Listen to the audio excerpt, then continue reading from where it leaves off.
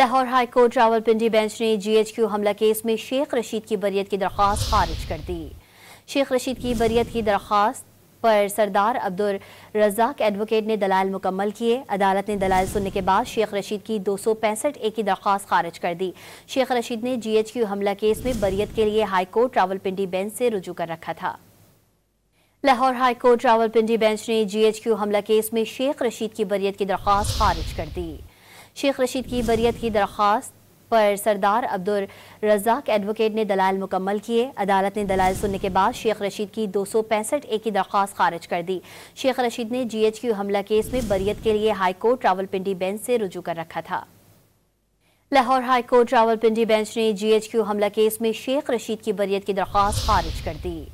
शेख रशीद की बरियत की दरख्वास्त पर सरदार अब्दुल रज़ाक एडवोकेट ने दलाइल मुकम्मल किए। अदालत ने दलाइल सुनने के बाद शेख रशीद की 265A की दरख्वास्त खारिज कर दी। शेख रशीद ने GHQ हमला केस में बरियत के लिए हाई कोर्ट रावलपिंडी बेंच से रुजू कर रखा था।